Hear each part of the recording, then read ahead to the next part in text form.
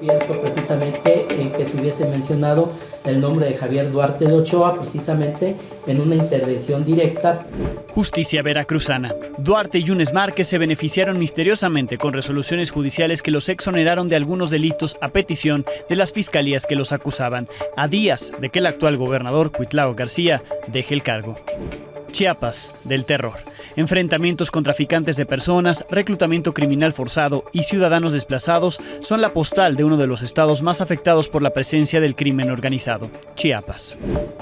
Trump y Trudeau. El primer ministro canadiense Justin Trudeau visitó a Donald Trump en Florida, donde tuvieron una cena. El encuentro ocurre a días del aviso de imposición de aranceles generales para productos provenientes de Canadá y México. Notre Dame, renovada. 5 años después del incendio que devastó la emblemática catedral parisina, hoy se mostró al mundo completamente restaurada. Para el presidente Emmanuel Macron, el carbón se transformó en arte. Un mexicano formó parte de este hecho histórico.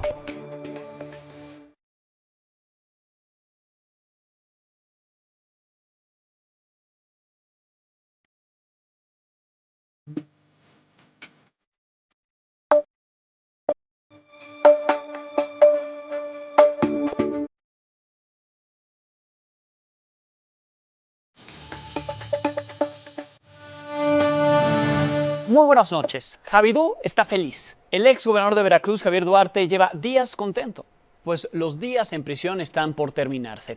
Milenio tuvo acceso a las imágenes de su última audiencia judicial, donde fue absuelto del delito de desaparición forzada. Sí, tiene una sentencia por otro delito, todavía le queda tiempo, pero ya libró esta. La audiencia fue en lo oscurito, pues no hubo acceso ni a las víctimas ni a los periodistas. El ex gobernador se conectó vía remota desde el Reclusorio Norte acá en la Ciudad de México.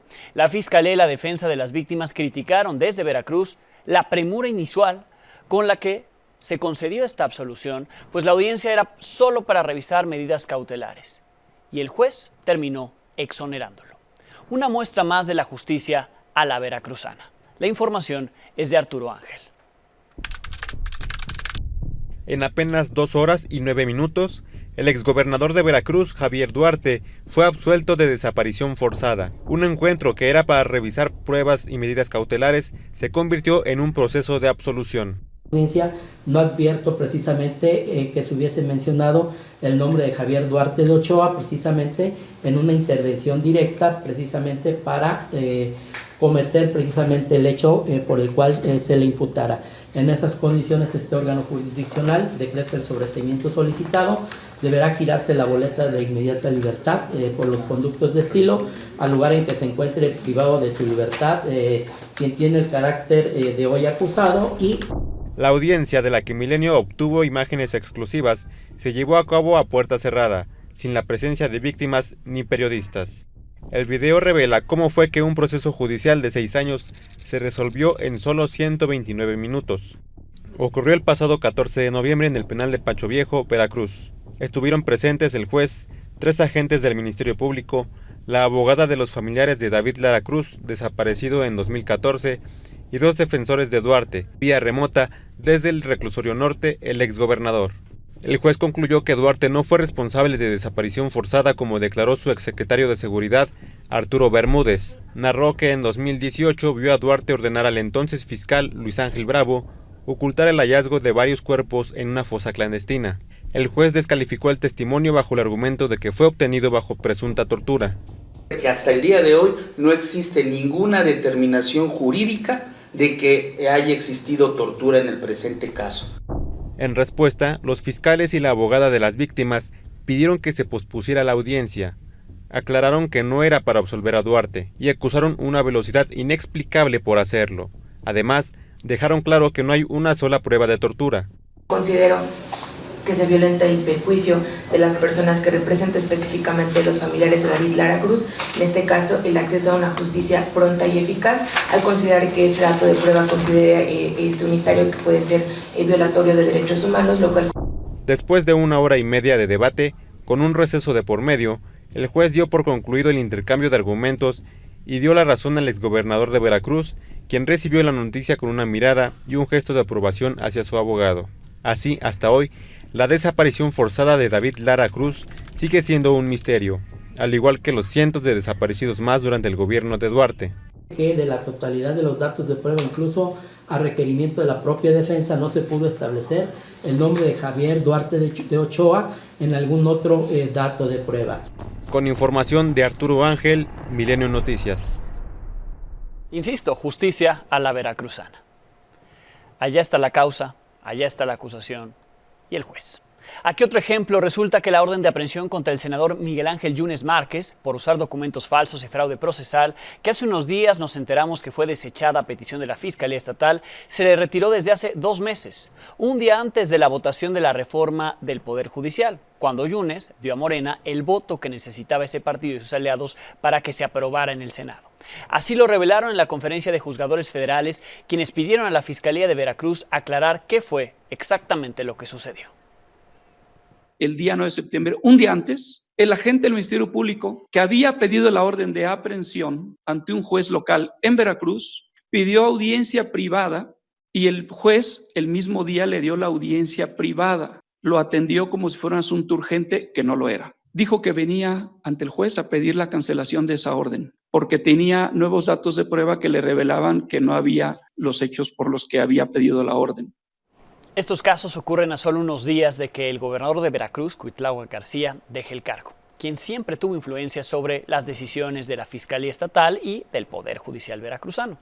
Deja el cargo con desapariciones sin investigar, sin promulgar la ley vicaria que prometió a las mujeres y con altos índices de inseguridad. Al menos ya se va.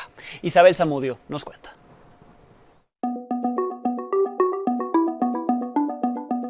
A unas horas de concluir su sexenio, el gobernador de Veracruz deja muchas promesas sin cumplir, como la localización de desaparecidos e identificación de miles de restos recuperados en fosas clandestinas. Entonces, venimos arrastrando un tema que parece ser que se van a seguir cargando a cuestas la impunidad. Cuitláhuac García tampoco les cumplió a las feministas. Nunca promovió la ley vicaria, pero además no resolvió la inseguridad y la violencia, sino todo lo contrario. En su gobierno hubo 527 feminicidios, 512 homicidios, 3.515 desapariciones y 2.806 casos de violencia, según cifras del Observatorio Universitario de Violencia contra las Mujeres. Sí, el gobierno de Cuitláhuac creo que nos dejó muchas deudas en este sentido de la crisis de derechos humanos. No se puede tapar el sol con un dedo. En estos 6 años hubo en Veracruz una docena de masacres. En seguridad, somos el primer lugar nacional en secuestros, segundo lugar nacional en extorsión, tercer lugar en robo con violencia, el cuarto lugar nacional en feminicidios.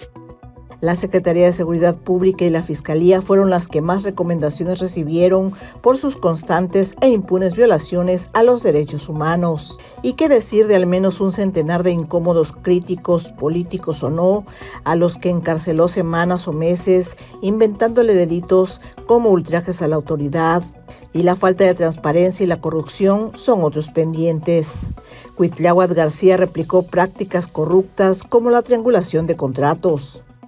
Su gobierno trianguló contratos por más de 5,000 millones de pesos a 227 empresas hechizas con domicilios fiscales en casas particulares. Además, hizo asignaciones directas como los 50 millones de pesos contratados en la Secretaría de Salud que fueron pagados a becarios de su gobierno con empresas recién creadas. Y de obras públicas ni hablar. García Jiménez dejó un hueco tan grande como los baches de las carreteras estatales y de todos sus funcionarios simplemente culpaban a la falta de presupuesto. Tenemos 25,000 kilómetros estatales. Si arreglamos las carreteras y le damos 1 millón, que 1 millón es muy poco para 1 kilómetro, son 25,000 millones de pesos. A mí en los 6 años me dieron 14,000 millones, bueno, no a mí, a la Secretaría, 14,000 millones que obviamente no cubriría el presupuesto de los 25,000 que necesitamos. Cuitláhuac García se va y no deja ningún legado a los veracruzanos, solo promesas incumplidas. No cumplió las expectativas, pero ya se va. Desde Veracruz, para Milenio Noticias, Isabel Zamudio. Todos estos pendientes en la entidad se los recordaron al gobernador saliente los diputados de oposición en el Congreso veracruzano al comparecer con motivo de su sexto y último informe de gobierno, donde la diputada panista Indira Rosales quiso entregarle este diploma por su falta de resultados. Usted lo tuvo todo para hacer historia y simplemente lo dejó pasar. Decidió obsesionarse y seguir obsesionado con sus antecesores. Le entrego este último reconocimiento de parte de todos los veracruzanos. ¿Cómo pasará la historia? De la tribuna, por favor.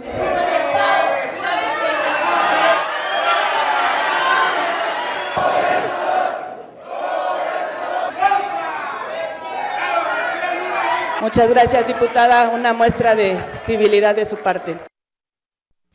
En Chiapas continuaron los operativos para el rescate de migrantes y la detención de traficantes de personas. Un grupo de 23 personas migrantes que permanecían privadas de su libertad en un rancho en el ejido Viva México, municipio de Tapachula, Chiapas, fueron rescatados entre las corporaciones de seguridad federal y estatal. Tras el operativo se detuvo una persona que se le aseguró un fusil Barrett, ¿sí? Calibre 50, armas, cargadores y equipo táctico. Sin embargo, los elementos de seguridad fueron atacados con armas de alto poder por aproximadamente 15 hombres armados, ocasionando la muerte de 2 elementos, uno del ejército, otro de la policía de investigación. Elementos del ejército mexicano y la policía de investigación ya implementaron un operativo ahí en Tapachula para localizar y detener a la persona de este grupo criminal que participó en el ataque. También en Chiapas, más de 600 pobladores del municipio de La Concordia fueron reclutados de manera forzada por un grupo criminal, el cual los trasladó a distintos puntos para realizar bloqueos e impedir el paso del ejército. El miércoles los pobladores retuvieron un convoy de militares para obligarlos a que se quedaran en esa zona de la Frailesca, pero al final no lograron retenerlos. Hace un año los habitantes fueron obligados a cavar zanjas sobre la carretera que conduce a la Sierra Madre de Chiapas. Hay drones que andan metiendo a la gente. No sabemos de quién sea, si es de gobierno o del narco, no sabemos. Ahorita que hace rato tiene como una hora que pasó el dron porque se escucha. Estamos abandonados, le digo, realmente aquí, miren, nuestro presidente nunca está en la presidencia. Si va usted a buscar, no hay nadie. Nunca está ahí, nunca están ahí. Lamentablemente no nos dan la oportunidad de seguir trabajando. Todos tenemos que nos estén cobrando eso, pues.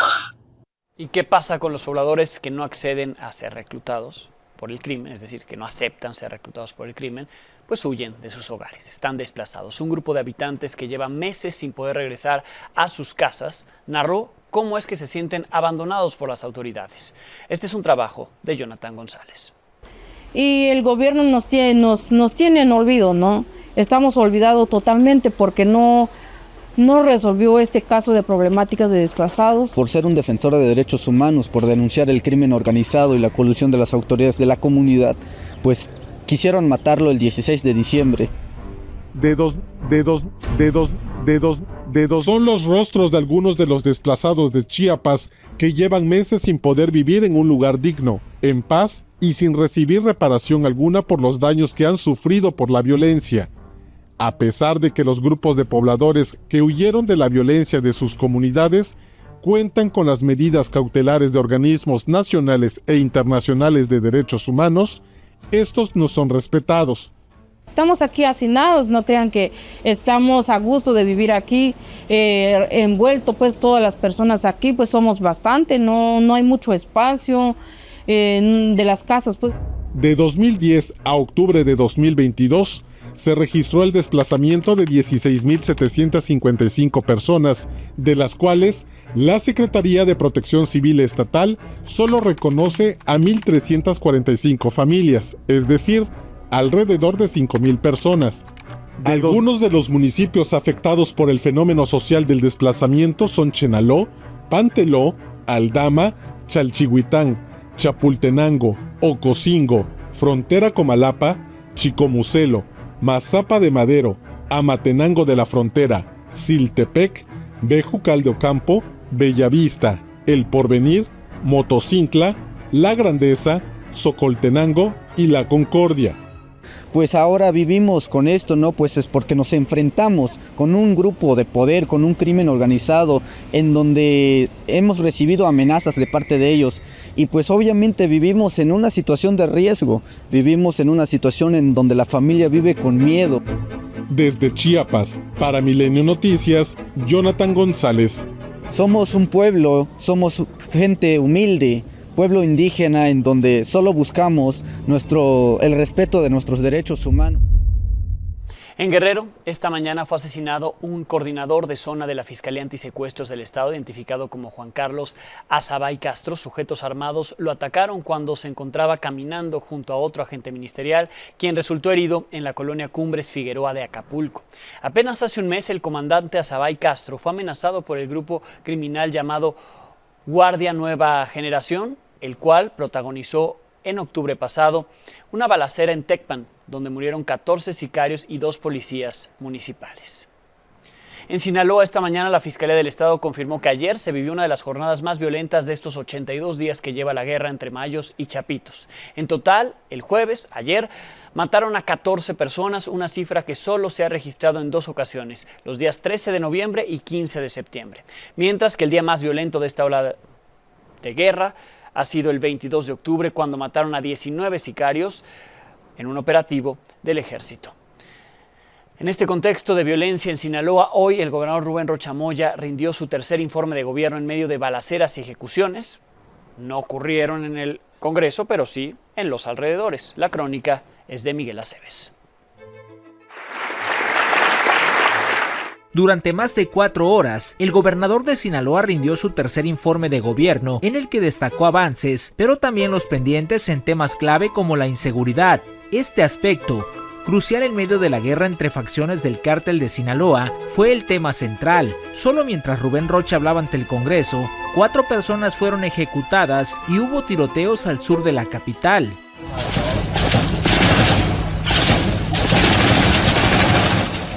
Entiendo la inquietud y la irritación de algunos sectores sociales que reclaman con legítima razón el retorno a la normalidad. Desde esta tribuna no evado ni evadiré mi responsabilidad. Seguiré cumpliendo puntualmente con mi deber. Este año el informe tuvo un componente simbólico, la reconciliación con sectores clave para el Estado. Reitero el saludo para todos los que están allá y aprovecho para saludar a el rector Jesús Madueña de la Universidad Autónoma de Sinaloa, que sé que está acá. Y sí, a diferencia del año pasado, el rector Madueña estuvo presente, pero también la esposa e hijo del exrector de la misma casa de estudios, Héctor Melesio Cuen Ojeda, presuntamente asesinado en la finca en la que uno de los hijos de Joaquín El Chapo Guzmán citó a Ismael El Mayo Zambada para luego llevarlo con engaños a Estados Unidos y entregarlo. Quiero saludar en la persona de Héctor Cuen Díaz. Quiero saludar a la familia Cuen. Cuen Díaz, lamentablemente fallecido. Expreso ahora en este evento, o reitero ahora en este evento, mis condolencias a la familia y mi reconocimiento. La mayoría del Congreso reconoció a Rocha y solo uno que otro le hicieron reproches. Ciudadanos, deseamos que le vaya bien a su gobierno porque deseamos de todo corazón que le vaya bien a las familias sinaloenses. Pero debo decirle que le ha quedado a deber a los sinaloenses en su derecho a vivir en paz y con tranquilidad. Rocha tomó nota y atendió cada una de las posturas, pero en la ciudad la violencia seguía mientras tanto, haciendo de las suyas. Desde Sinaloa para Milenio Noticias, Manuel Aceves. El operativo Enjambre en el Estado de México acumula 24 funcionarios bajo investigación en 12 municipios, sin contar los que están prófugos hasta el momento. Según la Fiscalía Estatal, están ligados a grupos criminales como la Familia Michoacana, el Cártel Jalisco Nueva Generación, la Unión Tepito, el Grupo Antiunión y Nuevo Imperio. Entre ellos está la alcaldesa de Amanalco, acusada de homicidio y que en su audiencia se reveló que entregó dinero al crimen organizado. El jefe antiextorsión de Ecatepec y su escolta, acusados de homicidio. También aparecen 11 policías de Nicolás Romero acusados del asesinato de 10 personas. 4 directores de seguridad son investigados por la desaparición del comisario de Temascalcingo. Por este tipo de casos, la Policía del Estado de México ya recibió peticiones de 26 de los 125 alcaldes electos para que les den apoyo en la elección de sus jefes de policía. Ellos entran en funciones el próximo 1 de enero y el respaldo que están pidiendo es para que les realicen exámenes de control y confianza, además de que verifiquen que no tengan antecedentes delictivos y que los capaciten en atención ciudadana. Así lo dieron a conocer autoridades mexiquenses. Para sumar esfuerzos por los municipios, y también reitero, y la propia gobernadora lo ha comentado, es el tema de la correcta selección de los elementos que ponen al frente de seguridad pública. Nosotros en algunos casos podremos proponer algunos directores de seguridad pública, porque de manera voluntaria algunos presidentes municipales, me refiero a 26 hasta el momento, se han acercado con nosotros para buscar una recomendación. De la regionalización, insisto, busca integrar políticamente que empecemos a trabajar problemas comunes entre los municipios. ¿Cómo va el tema del aviso o amenaza de Donald Trump sobre imponer aranceles a México y Canadá? El primer ministro canadiense Justin Trudeau viajó sin avisar esta tarde a Florida para reunirse con el próximo presidente de Estados Unidos, Donald Trump. El encuentro se da a 4 días de este aviso de Trump de imponer aranceles en su primer día de gobierno a los productos que lleguen desde México y desde Canadá, 25% de arancel. Cuando Trudeau y Trump tuvieron una llamada enseguida ese día que avisó Trump, Trudeau le llamó, le contestó y ya hablaron al respecto, pero hoy cenaron ahí en Mar-a-Lago. Aún no se conocen detalles de la conversación entre las personas que los acompañan. En esta cena, Justin Trudeau llevó a Dominic LeBlanc, que él es ministro de Seguridad Pública de Canadá. También está con él Katie Telford, la jefa de su gabinete.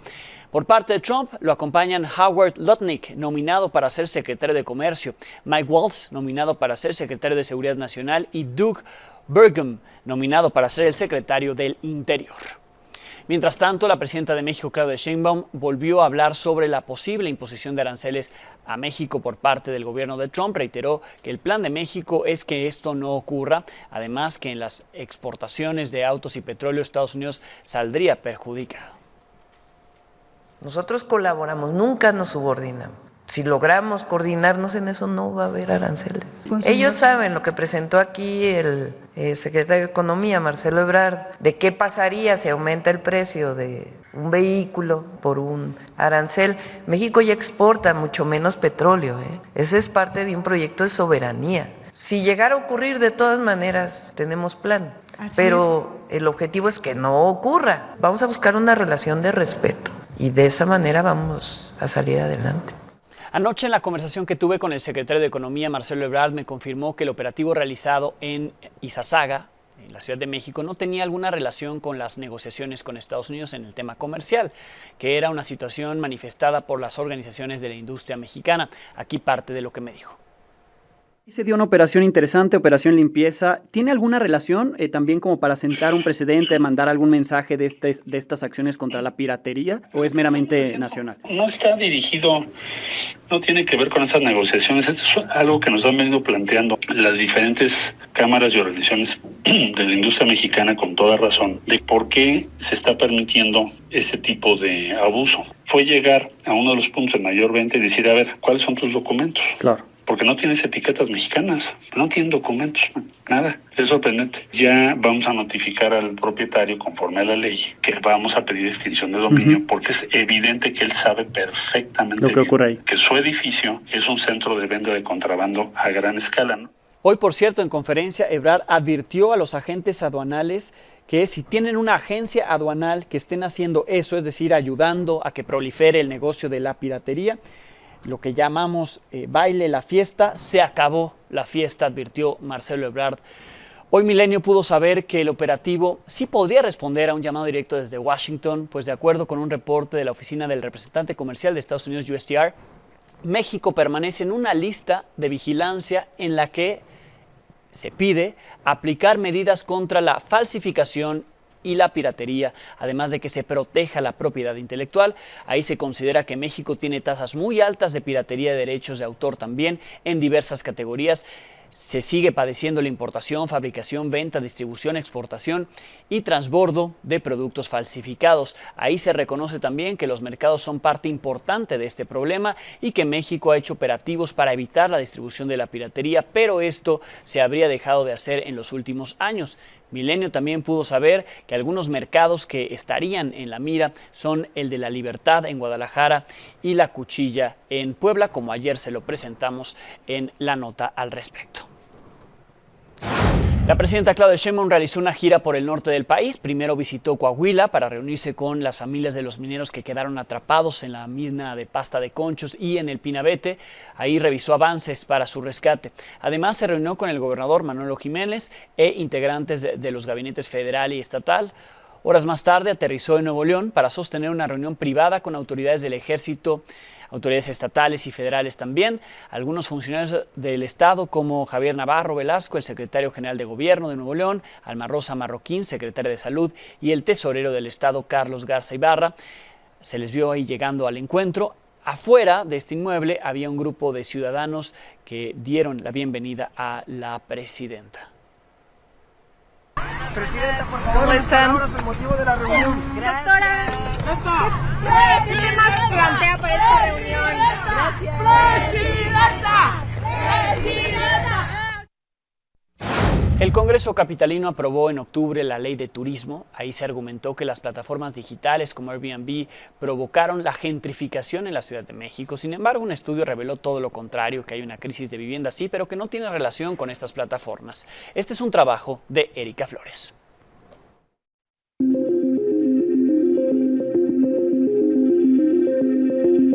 Mucha de la narrativa sobre el problema de la vivienda se ha centrado en culpar a las plataformas, pero en realidad la participación de las plataformas en cuanto a toda la vivienda de la Ciudad de México es mínima.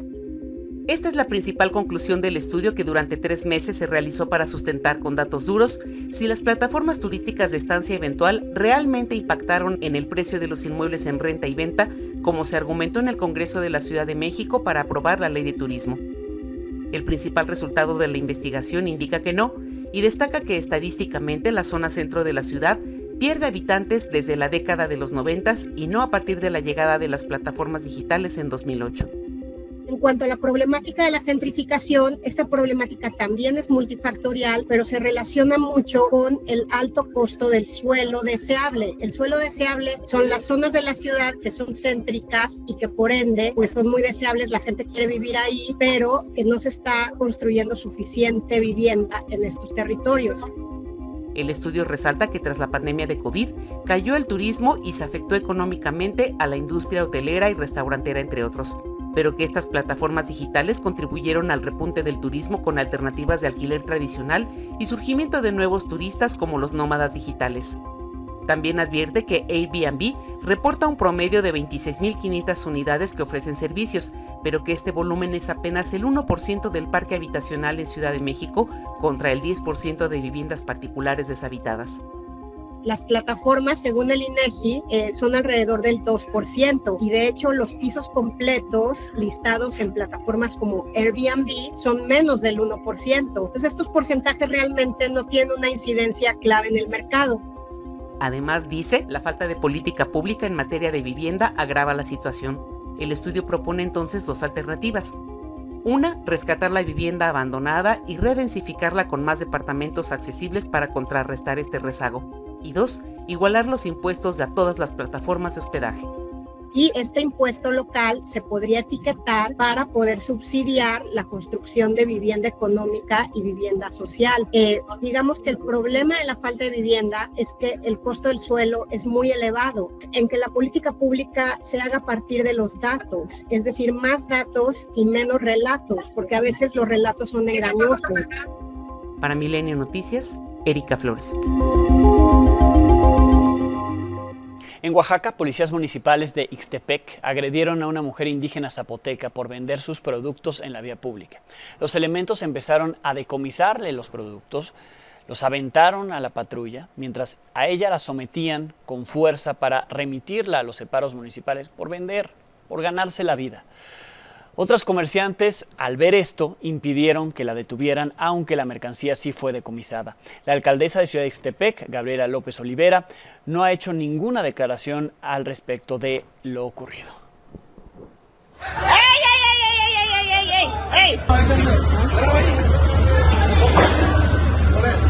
Ahí tiraron todas las cosas de la compañera.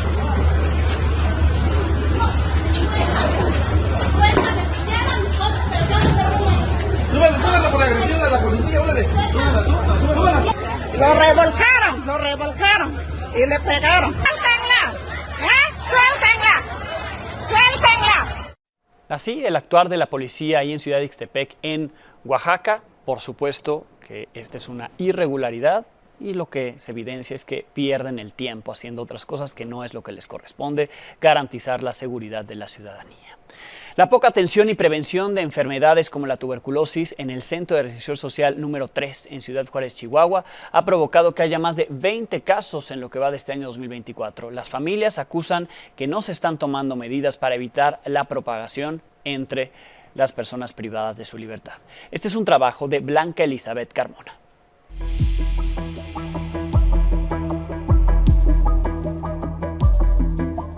$23 internos del Cerezo 3 de Ciudad Juárez, Chihuahua, han enfermado de tuberculosis pulmonar, una infección grave que se contagia vía aérea. Las condiciones de sobrepoblación favorecen el contagio.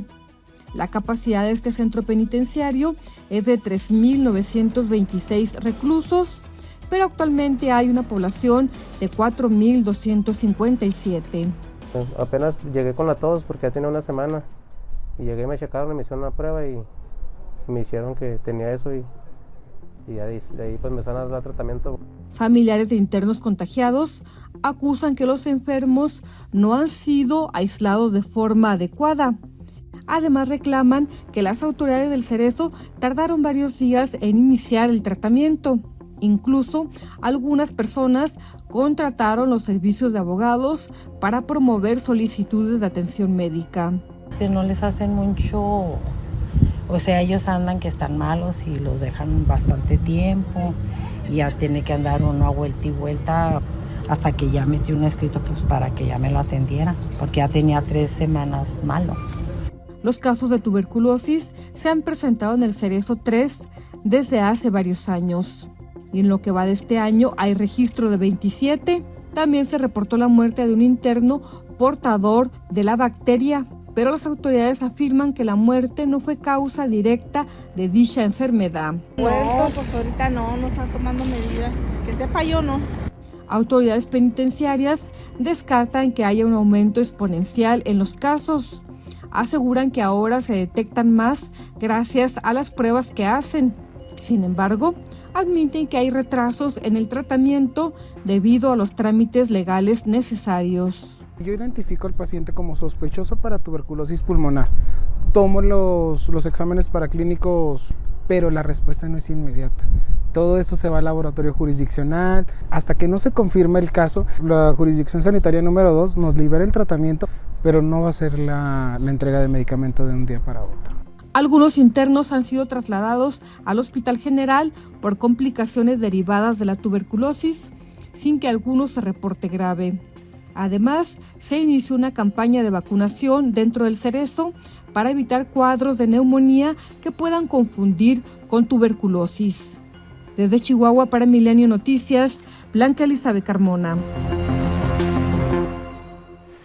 El frío seguirá este fin de semana en algunas partes del país. En este QR que pueden escanear está el clima en su localidad, lo pueden consultar. Se esperan temperaturas bajas en 23 estados, en 13 de ellos las máximas 0 grados Celsius, la mínima -10.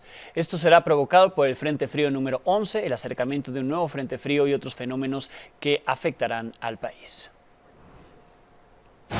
Mañana se llevará a cabo el homenaje a la diva de la época de oro del cine mexicano, a Silvia Pinal, en el Palacio de Bellas Artes, donde todos los admiradores podrán despedirse de ella, ya que será un homenaje de cuerpo presente. Sus hijos, quienes también estarán presentes, compartieron algunos detalles de cómo despedirán a la primera actriz. Mañana la carroza fúnebre partirá de la funeraria de Casa Pedregal, donde están actualmente velando sus restos. Se sale de ahí 9:30 de la mañana, tomará eje 10 hasta Universidad. Posteriormente llegará al eje 8 Popocatépetl, se incorporará al eje central hasta llegar al Palacio de Bellas Artes. También pidieron los familiares que en todo ese recorrido salga la gente a despedirse de la diva. Queremos que haya mucha música, que haya muchas flores, muchos globos, sus reguiletes que tanto le gustaban, alcatraces, ¿cómo se llama? Girasoles, gardenias, bueno, todo lo que podamos llenarle de flores y de música y de alegría para despedir la mañana y que su público pueda tener también.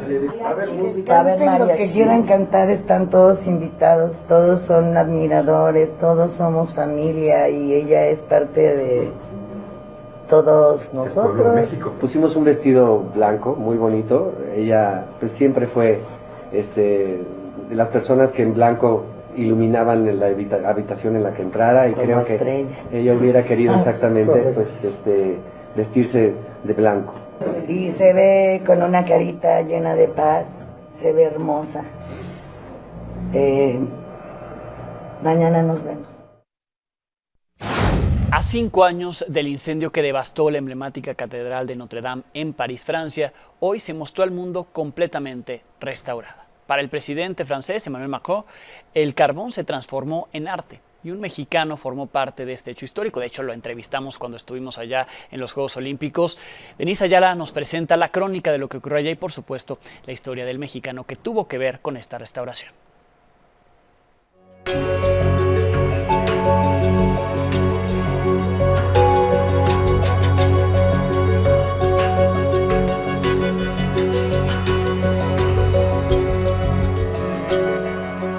Este viernes el mundo entero pudo descubrir las primeras imágenes de la Catedral de Notre Dame luego de 5 años de trabajos. Ustedes han logrado lo que parecía imposible. Esas fueron las palabras del presidente francés Emmanuel Macron luego de la última visita a los trabajos de reconstrucción de la catedral. El presidente aplaudió el gran trabajo de las más de 250 empresas y 2.000 personas que participaron en la reconstrucción de este monumento histórico y agradeció a patrocinadores y donadores que hicieron esta obra posible. Alejandro Arredondo, arquitecto mexicano en Francia, quien realizó los planos para la realización de la reconstrucción de Notre Dame, comparte con nosotros. Se vivió un ambiente festivo, un ambiente de mucho orgullo. Los artesanos, acompañados del presidente Emmanuel Macron, festejaron este logro que no se hizo solo de una persona, fue un trabajo colectivo. Durante estos 5 años se vivió con mucha representación. Hubo más de 250 empresas que participaron, y en lo que representa para mí fue como la meta, o sea, al final de este maratón de 5 años, un edificio que renace, que resurge de las cenizas después de un trágico incendio. En general se siente un ambiente de mucha alegría, que muchas personas están esperando pues ya compartirlo con el público en general. La visita duró alrededor de 2 horas y se pudieron apreciar principalmente los trabajos interiores de carpintería, de piedra, campanas y sobre todo la flecha de Viollet-le-Duc reconstruida al original. La ceremonia de inauguración está prevista para el sábado 7 de diciembre con la participación de diferentes dirigentes extranjeros y un espectáculo de luz y sonido. Y el domingo 8 de diciembre se realizará una misa, un buffet caritativo y la apertura al gran público a partir de las 5:30 de la tarde. Para Milenio Noticias desde París, Francia, Denise Ayala. Pausa y volvemos.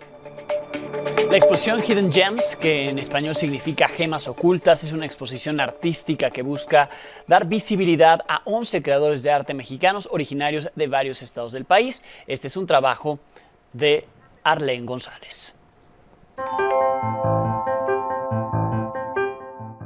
En un mundo donde lo digital se fusiona con lo creativo, el arte y la tecnología se entrelazan para darle vida a nuevas formas de expresión. desafiando los límites de lo posible y redefiniendo nuestra percepción de la creatividad.